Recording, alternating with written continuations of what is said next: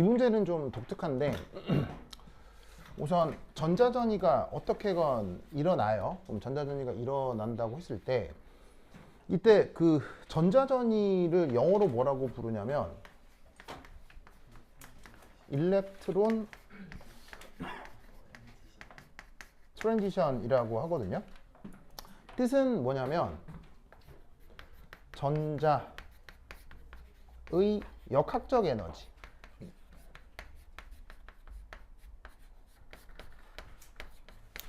얘가 변했을 때 쓰는 말이 바로 일렉트론 트랜지션이에요. 역학적 에너지 알죠? 역학적 에너지 뭐하고 뭐 더한 거? 운동 에너지 더하기 위치 에너지 한 거. 그래서 여러분들이 알고 있는 요 수식 있잖아요. 요게 바로 뭐냐면 지금 우리가 언급하는 게 수소골 원자잖아요. 수소골 원자에는 원자핵 하나에 전자 몇 개뿐이에요. 전자가 하나밖에 없는데 그 전자가 원자핵 주변에서 막 어쨌건 움직이긴 할 테니까 어떻게 움직이는지 몰라도 어쨌건 움직인다고 하면 운동 에너지 있을 거고 그 다음에 핵에 매여 있으니까 위치 에너지도 있겠죠. 그래서 그 핵 주변에 있는 수소골 원자의 핵 주변에 있는 전자의 역학적 에너지를 구해 놓은 게 이 수식이에요. 알겠죠? 이건 위치 에너지가 아니에요. 알겠죠? 그래서 이때 이 값이 바뀌는 현상을 영어로 뭐라고 한다? 일렉트론 트랜지션이라고 하는 거예요. 그걸 우리말 번역으로 전자전이라고 한 거고. 그래서 보통 이런 전자전이 문제에서는 편의상 흡수거나 편의상 방출이거나 둘 중에 하나만 언급하거든요. 근데 묘하게도 이건 이 두 개를 섞어놨어요. 그래서 좀 흔치 않은 유형의 수능형 문제인데 그 수능형 문제를 여러분 학교 선생님이 이렇게 주관식으로 바꿔가지고 학교 내신 기출로 낸 거야. 알겠죠? 그래서 이거 아마 수능에서 냈을 때 애들 많이 틀렸었을 거예요. 왜냐면 보통은 흡수만 내거나 방출만 내거나 이렇게 하거든요. 섞어가지고 그 크기를 절대값으로 표현한 거예요. 절대값으로 표현해서 요거는 흡수이거나 방출이거나 모든 걸 다 의미하고 있다라고 생각해 두셔야 돼요. 이럴 때 문제에서는 최종 상태를 3으로 두었어요.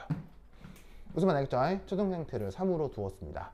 그러면 이때 이 최종 3에서 나타날 수 있는 여러 가능성들을 한번 생각해 보자 이런 얘기죠. 자, 예를 들어서 4에서 3으로 전자전이 할 수 있죠. 5에서 3 이렇게 전자전이 할 수 있죠. 그리고 무한대에서 3 이렇게 전자전이 할 수 있어요, 없어요? 이게 최종 상태라면 이렇게 할 수 있지요. 그러면 이때 여기서 바로 얘네들은 전부 다 무슨 시리즈가 되겠어요? 얘네들은 전부 다 파션 시리즈가 되겠죠.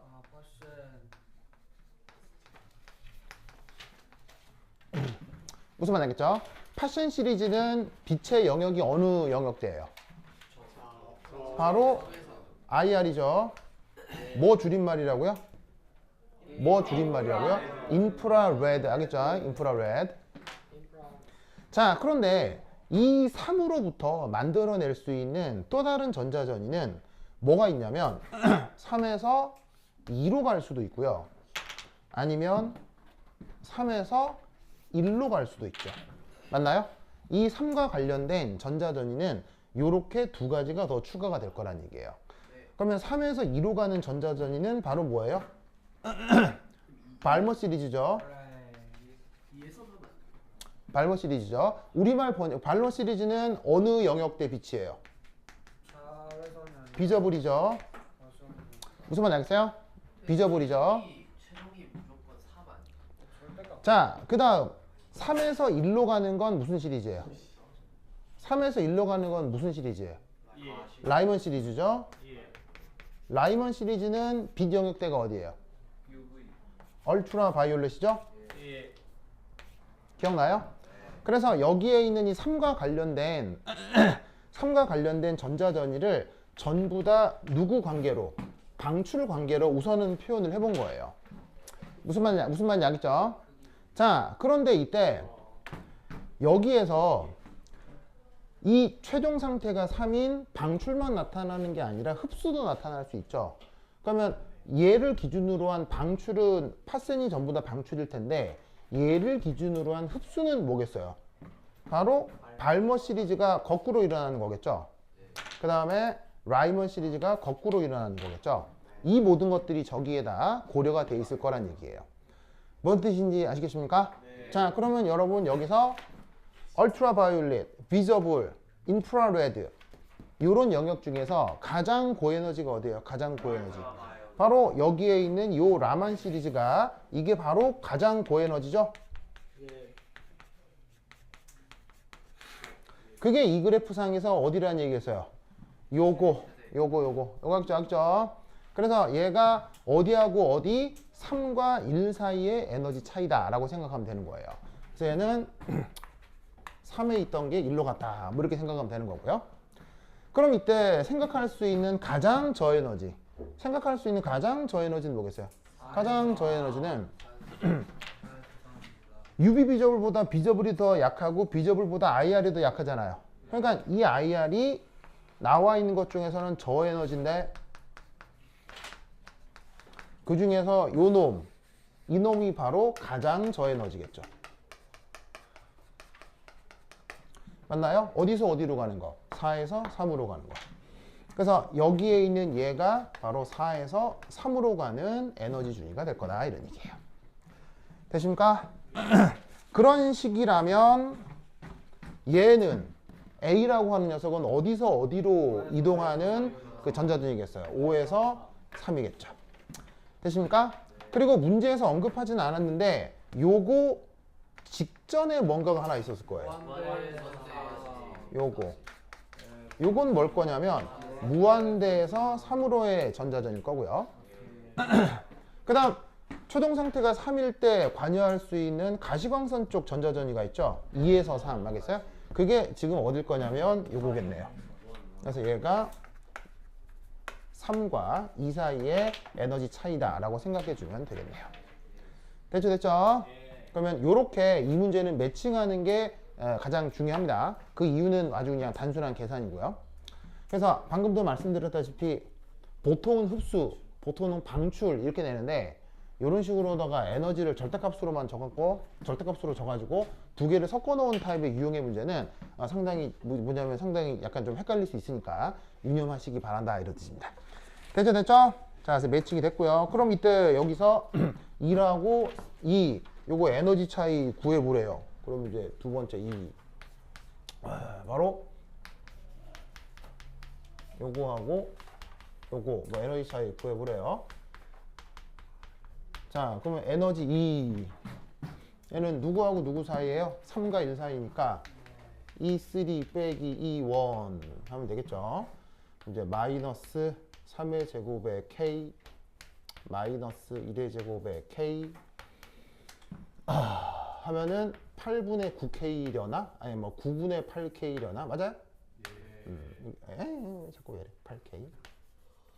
자, 그 다음에 1 가장 저에너지는 4하고 3이니까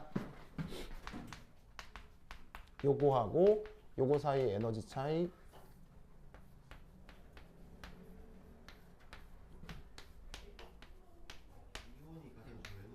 내가 뭘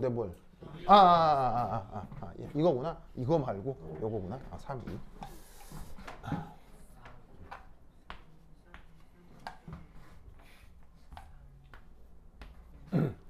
그러면 3, 3은 9, 2는 4니까 36분의 얼마예요? 오케이. 이렇게 되겠네요. 그럼 뭐 얘를 나눠주면 얼마쯤 나오더라? 5분의 32 뭐 이렇게 나오게 할 겁니다. 됐죠? 그래서 사실은 두 번째 거는 뭐 그냥 뭐 아무것도 아니에요. 그냥 판단만 하면 되는 건데 이렇게 좀 독특한 문제가 나온 적이 있었다 라는 거 꼭꼭 기억해 두시기 바랍니다. 오케이, 됐다. 그 다음 이 에너지준이 관여해서 또 하나 그 뭐냐면은 그 설명드릴 거는 뭐 이게 걱정돼서 설명드릴 거는 내가 이제 칠판에 그리다 보니까 그냥 1, 2, 3, 4, 5 뭐 이렇게 그렸잖아요. 근데 실제로는 갭이 이렇지 않죠. 네. 갭이 어때요? 1, 2가 제일 네. 갭이 어떻게 되냐면 1, 2가 제일 크죠. 그 다음에 2, 3은 작아지고 계속 작아져요. 그래서 갭이 어떻게 되냐면 1, 2가 갭이 제일 크고 무한대 쪽으로 갈수록 그 갭이 점점 줄어들죠. 그래서 이게 점점 이렇게 줄어들죠. 그거는 어떻게 확인을 할 수 있냐면 n 플러스 1에서 그러니까 n을 빼면 돼요. 여기 빼면 돼요. 그래서 어떤 그 주양점 상태에서 그것보다 한 칸 더 높은 요 둘 사이의 에너지 차이를 계산하면 그걸 이제 우리가 에너지 갭이다. 뭐 이렇게 표현을 할 수 있단 말이에요. 그럼 얘 계산하면 뭐 아무것도 아니죠. 마이너스 n 플러스 1 제곱 k n 제곱분의 k 뭐 이거 계산하라는 거잖아요. 그래서 쭉 계산하면 어떤 결과가 나오냐면 이놈이 작아져요. 뭐 할 때? n이 커질 때. 알겠죠? 이 계산해 보면 나오는 거라서 크게 어려운 건 아닌데, 그래서 이제 그림을 그릴 때도 사실은 여기가 갭이 제일 크고 그다음 점점 좀 좁아야 되는데 이 그렇게 그리기 좀 불편하니까 그냥 대충 등간격으로 그린 건데 실제로는 등간격이 아니죠. 그래서 요 그 수소원자 모델에서는 요런 사실도 꼭 동시에 같이 알아두시기 바랍니다. 됐죠? 오케이? 되었다. 그러면 한 10분 쉬었다 하도록 하겠습니다. 화장실 갔다 오세요.